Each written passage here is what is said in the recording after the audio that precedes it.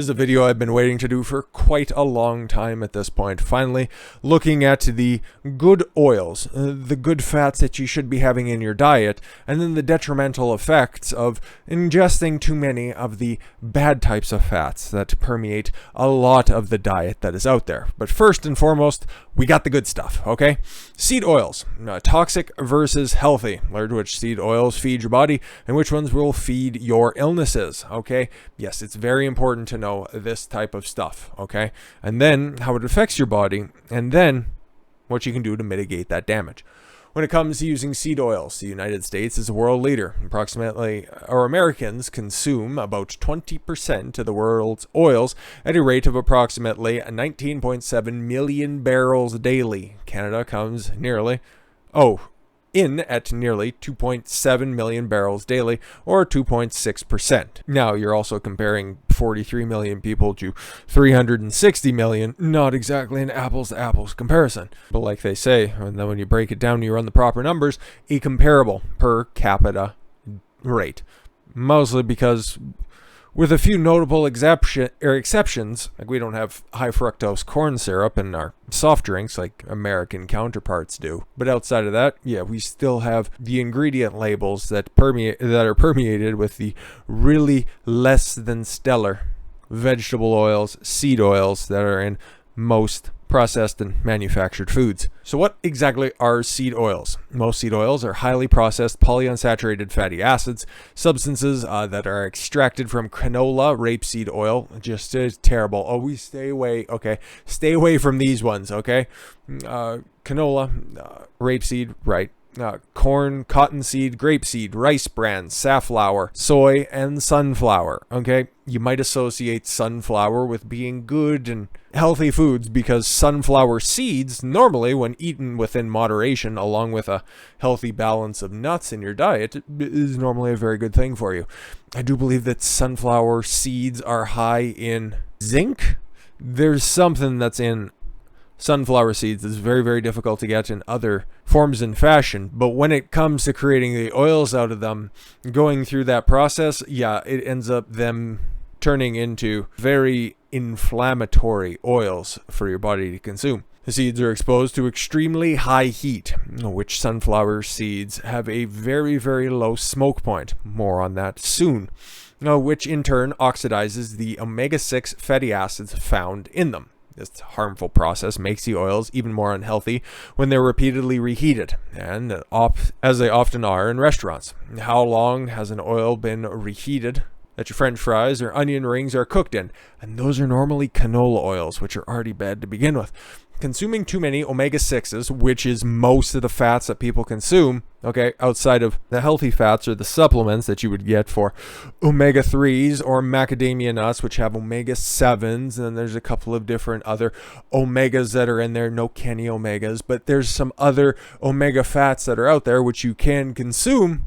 They're just harder to come by. Omega-6 offsets omega-3s very well. Or rather, flip reverse that. 6 is bad, 3s are good. These type of processed seed oils also represent other health concerns because they're typically derived from genetically modified crops. Yes, the very low quality oils that are very, very cheap, very, very accessible, and are normally around in many popular cooking methods. There are also significant concerns about health risks, including allergic reactions, greater risk of cancer, and the development of antibacterial resistance. Yes, the long-term effects of consuming GMO foods are still being investigated because you don't know how deep the genetic modification runs, really.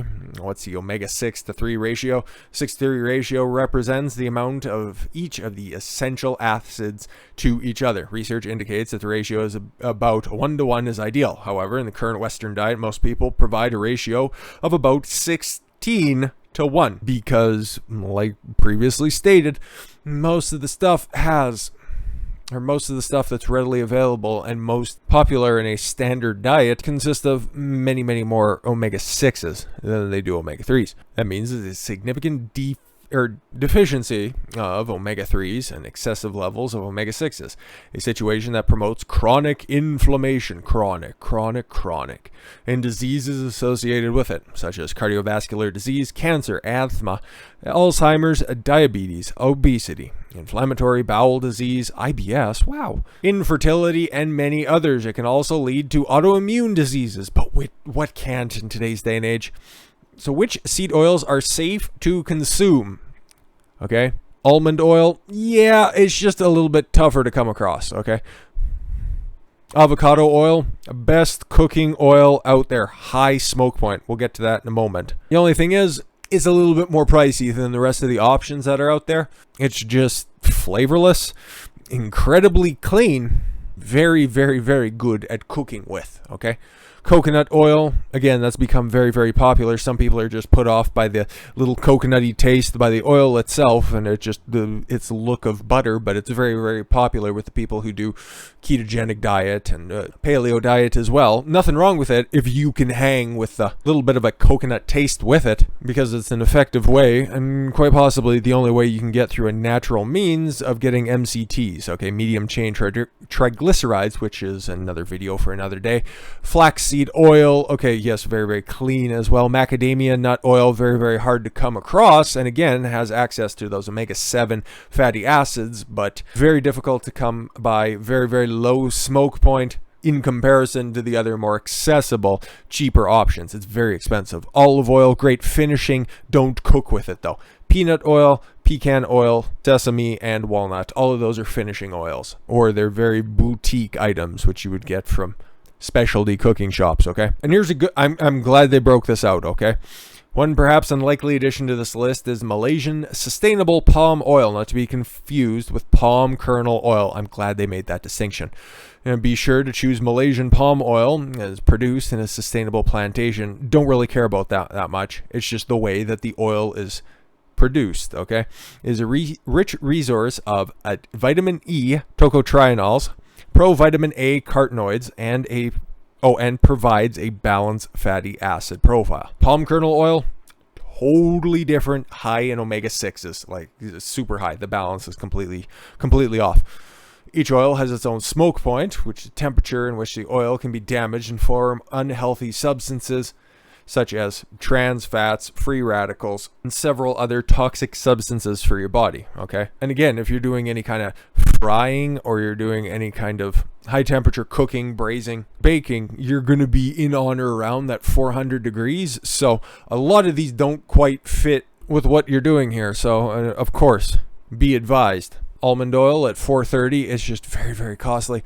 Avocado oil, yeah, it's just the absolute best at what it does. 520 degrees, very rarely will you come across that unless you aren't really paying too close attention as to what you're cooking, and it's a complete runaway train. Virgin avocado oil, which is very boutique, okay, I'm not too familiar with that one. 400 degrees. Coconut oil, okay, for doing some pan frying, yeah, that's more than enough. That's good and fine as well. Unrefined coconut at 350, hazelnut 430, macadamia nut 400, olive oil, again, those should be finishing oils as well, like a salad topper or whatever. Pecan oil, yeah, if you can find it and cook with it, 470, no doubt. Sustainable Malaysian palm fruit oil, 555, and then walnut, yeah, again, finish with them. Drizzle healthy oils on your vegetables and grain dishes, and cook only with those that help you withstand the level of heat which you can expose them to, and most of which, that's why, a lot of people use canola oil, because the smoke point is somewhere around that of avocado oil, and doing batch deep fries with avocado oil would significantly raise the price of French fries to just an unsustainable level for a lot of places out there. But again, the reason why we wanted to point out the good oils from the bad oils is because bad oils induce inflammation, okay? And again, I feel like we've already talked about inflammation, but in the context of oils itself, what you need to know about inflammation, why is it so bad? It's basically the root cause of a lot of different injuries and illnesses within your body. Breaking it down to its base level, inflammation, if you can get a control on that, if you can get a handle on that, remember, I'm not a doctor or anything, and this isn't medical advice.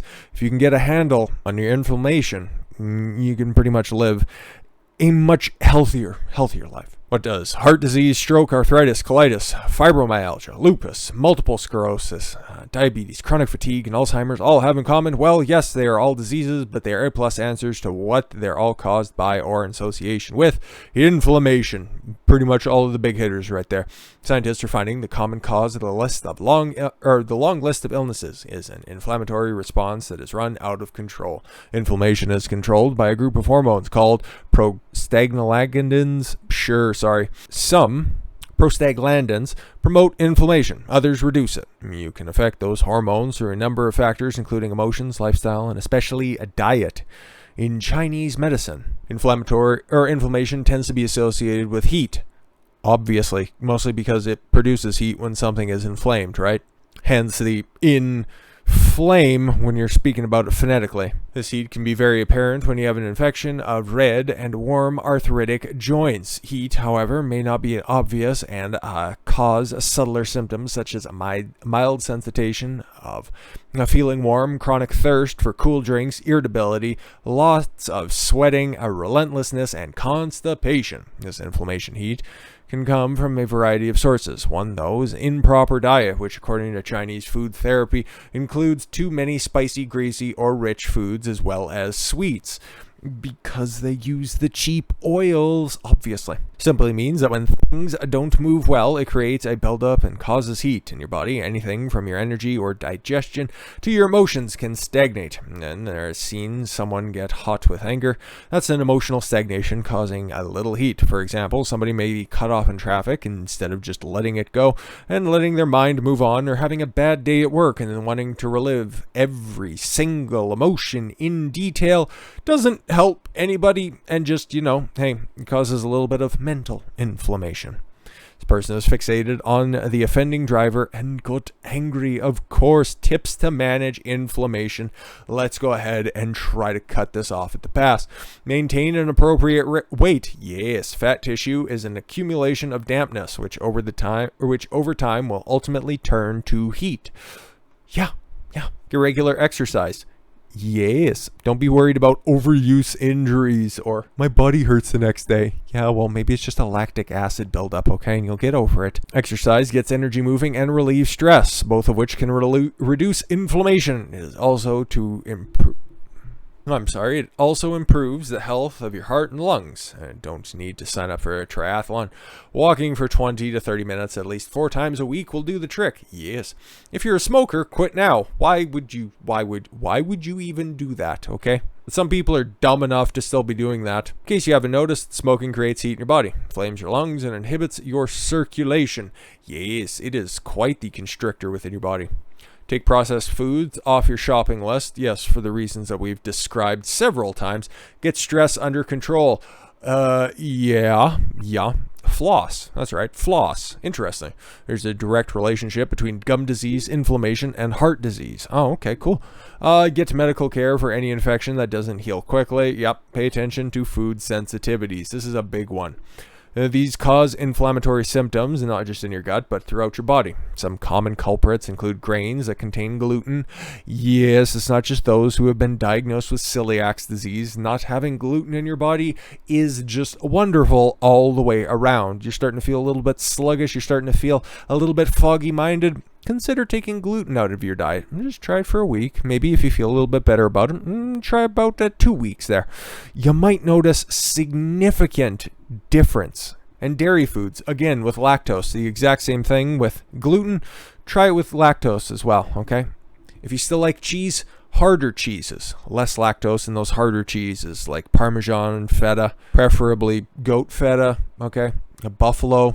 Softer cheese, more lactose. Harder cheese, less inflammatory agents that are in there as well. And we can break down the casein proteins that are in there that make dairy a little bit more addictive than it should be, due to the fact that your body has adapted to it over time, due to generations starting to ingest foreign milk from another creature on Earth. But again, another topic for another day. And the nightshade plants, yes, such as tomatoes, peppers, and eggplants. Not entirely sure why that's the case, but I know that that's a common culprit for a lot of people. If you suffer from digestive problems, you may want to experiment with eliminating these foods if you suggest they are causing problems. Again, just take note, okay? feeling sluggish after a night out. Okay, what have you ingested recently, or what was something different that you ate that night out that might be causing something different? Was it an excess amount of something that you normally have? Well, it could just be the ingestion of some less than stellar oils that your body might be familiar with, but just maybe not at that quantity. Or if you had something on there that is new to your system, that may be an allergy, maybe something that you're intolerant of, that you didn't know beforehand, but now you know. Keep a list. You know your body better than anybody else. It's just those little reactions in your body, they start to add up. And gone untreated, undiagnosed, untreated, well, they can snowball. They can get completely out of control. Glad we finally had the opportunity to take a look at some bad oils for your body. Now you know the good ones. Now you know the good ones to cook with, to finish with, and the ones to just keep out of your body to avoid inflammation, unnecessary inflammation. All of it's really unnecessary, to be completely honest. Unless, of course, you're exercising. And then you try to mitigate inflammation overall with proper relaxation and rest. With that said, I thank you all very much for the gift of your time. I've been Don Consuelo. I want you to follow your gut and get after it. Take care, everyone.